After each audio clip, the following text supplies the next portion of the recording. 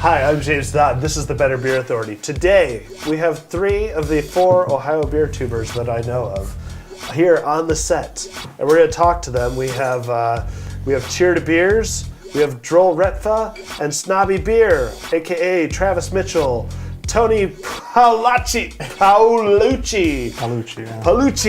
man, and Max Spang. I will get that right. So guys, you guys review beers, you videotape yourselves doing it, and you put it on the web. I mean, we're doing the same thing. But Travis, what inspired you to start doing that? Well, I remember a while ago I posted something on Beer Advocate and I got banned from the site. And I kind of needed some way to keep track of my reviews. And I really didn't like writing reviews at all. And I had a camera, so I just decided I would start recording reviews and wait till I got back, on Beer Advocate. And then once I did, I was so into the beer reviews on video that I didn't even really care to put, reviews on a website anymore. Tony? It was sort of like a personal diary, I guess, of beers. Just I'm texting back and forth between me and my friends, and I took too much time to put it on video, put it on YouTube, and they can watch it from there. Then they can tune in and see what you think of the beers. Mine sort of started, it was out of just kind of boredom, mostly. And another part of it was kind of justifying the money I was spending on beer. It's like, well, if I'm going to, spend this top dollar on beer, I might as well try to get something out of it. And I think, I come from a video background, so shooting videos was kind of the logical step. Yeah, you come from a video background too, right? Yeah, I work for a video production company. So, I mean, that was probably part of it, why you went to YouTube. Yeah, I kind of knew, I'd been putting videos on YouTube before, and I had a camera, because of that reason. But I say I wouldn't put as much effort into the videos as I do at work, but it's just kind of a hobby now. Tony, I mean, did you have a video background? No, not at all. I just decided to just shoot one day, and it was horrible, but I put it on anyways, and it was all downhill from there. My first one was too. Yeah, I mean, and I agree with Max. Is kind of a way to justify spending more money on beer and not really getting in trouble for it, Yeah. But, do you guys? I mean, obviously you're really into beer, but has doing the video beer reviews changed anything about how you drink or perceive beers? I think I put a little more thought into the beer now. Because I'm putting it in video and telling people about it. Before I might just write a review and nobody's gonna read it, or a few people might read it. But now I actually sit down and I analyze the beer and I drink it for a little while and try to pick out all the flavors I can. I think it's just a more in-depth rating, I think. Do you feel like, Tony, that your beer reviews have improved as you've done more? Yeah, I think my palate has expanded, so I'm able to pull more flavor notes and aroma notes from it. Before, it was sort of, okay, it's a good beer, you should check it out. But I mean, I'm definitely able to pull a lot more flavor out of a beer now. So. What's been the biggest change for you, like in terms of your production or how you review the beers? Turning the camera 180 degrees so that I had a halfway decent background, as before I was just shooting it in my basement.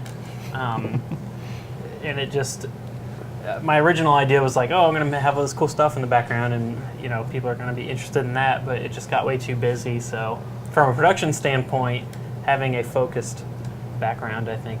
You watch a lot of other video reviews, or at least a decent amount, because I see you commenting on other videos. What do you look for in a good beer review? Like, if you were going to recommend to other people, other beer reviews out there, what do you look for? Like, length, is it length, there's the quality of their review, or what? I think it's definitely the quality in the way they review a beer. What you guys do here is so different and so unique because you have a panel and someone asks questions, and I think that provides a much better experience and learning experience for the person watching, so you can give different opinions. But I think for a single reviewer, it's a lot about length. I'm not going to watch a review that's 10 to 15 minutes. I want the beer poured within the first maybe minute or 2 minutes and be done with the review by probably around 6 minutes. Yeah, and that's one of my big pet peeves is, watching a review and you're like 2 minutes into the video and they haven't even opened the beer, Yeah. and you're just like, when are we going to start talking about the beer? All right, already. Right. Yeah, and another thing is, I like a reviewer that reviews beers that are relevant. Sometimes people review beers, I got this at my store and it's only available in Idaho, and you can, and to me, I don't care what that beer tastes like because I'm not going to have it. So it's really not, unless it's, I guess, a rare beer. Or someone's homebrew. Yeah, or again, the the homebrews. I don't review homebrews because no one else is going to try those unless someone's sending it to them. And I think doing a beer that everyone can relate to is a big thing. Yeah, I've done a homebrew, but Yeah, I mean, No offense. I agree with you. what kind of beers do you review on the show, Tony? Like, do you do like the really high end stuff? Do you do kind of stuff that you feel like a lot of people can get, or do you ever do the crap beers? Where are you? I kind of draw the line to crap beers, but I try to do a good mix of it. Lately, a lot of it's been bombers, so the big 22 ounces, a little bit more expensive than if you were buying in a 6-pack. But they tend to be a little higher in ABV because I think that has a lot more flavor characters than the lower ABV beers. So, but yeah, honestly, I do a lot more darker beers because that's my favorite style, the darker beers. But I am definitely broadening my horizons and doing more Imperial IPAs and double IPAs. But yeah, I think I really stick to sort of more of the higher end sort of things. Yeah, how do you select your beers? I used to pick just like beers that I've always wanted to try, which is still a part of that. But now I'm trying to pick, like, I'm trying to be more seasonal with it, or like, for example, like Founders just came out with a new beer. All Day IPA. All Day IPA, and their Boom, nailed it. and their curmudgeon's better half. I haven't had that one. But it's being timely, so it's like trying to be one of the first people to, release or do a beer review of like a certain beer, like right after it comes out. Yeah. So let's dish a little here. What kind of beer reviewers are you guys watching? Who are you watching? Well, I guess I watch Beer Geek Nation. He does a lot of rare beers and well-known, highly regarded beers, I guess.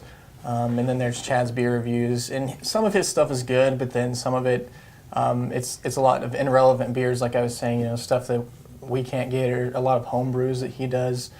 And then probably Max would be the next person I watch. What about you, Tony? Well, I watch everybody here, Cheers to Beer, Snobby Beer, Better Beer Authority. But I originally started watching Greg's beer reviews. Oh, yeah. I think he does a really good job of it, and his final chug cracks me up. I don't know, I always wait for that moment, and I think and he always does. He's got a lot of character to his reviews. Yes, definitely, yeah.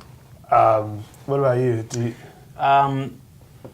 not to be sucking up or anything, but Better Beer Authority was like one of the ones that like really made me get into the beer reviewing thing. So obviously that. Beer Geek Nation is another one. Chad's beer reviews. Beer Ichi Tuba, even though he doesn't, he's sort of sporadic with his. There's a lot, but I think there's a few that just stand out a little bit more. There's a few that I watch on a consistent basis. I mean, it sounds like we're kind of all watching the same ones. Do you feel like when you look at the field of like the beer reviewers out there, I mean, is it hard to stick out? Because there's definitely a few that are kind of sticking out and rising up. Beer Geek Nation, Chad 9976, maybe JJ Davin, Greg. Those ones stick out to me. Is it hard as a beer reviewer to stick out amongst all the people out there reviewing beers? I think it's probably hard to do something different if you're just able to set up a camera by yourself. I mean, probably the best thing you can do is have good quality audio and video and do a beer that most people can get and they want to know about. But Beer Geek Nation, I guess his big thing is he does a lot of rare beers and he must trade or something because he gets a lot of beers that I want to try but I'd never be able to get. Mm-hmm. So I'm really interested in seeing what he has to say about them. And I think the quality of his videos are really, really well done. Chad, I guess, on the other hand, is it seems to be more personable. You kind of just want to watch him because he's a cool guy, and Seems like your buddy. yeah, Like you're watching your buddy, he's just yeah. you're kind of hanging out with him, I guess you would say, when you're watching the video. But I think it's kind of hard to stand out unless you can do what you guys do, which is have a set and have 4 people sitting here, which is the only Completely channel I different. know of that does that for beer reviews. Most people aren't this over-invested in beer reviews. That's true. Very If true. I had the money. I mean, this stuff wasn't free. Thank you, honey. I love you. Yeah. All right. Parting thoughts. How does it feel being here in the Better Beer Authority studio? Feels really cool. Feels nice to be on a set, and I feel less pressured because I have questions being asked to me instead of making up all my own.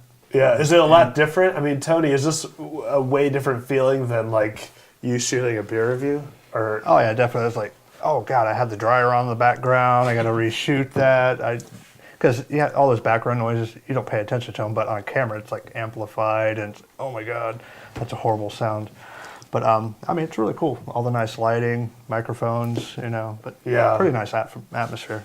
I mean, Max, whenever you're sitting there and like you're about ready to start a beer review, you turn the camera on.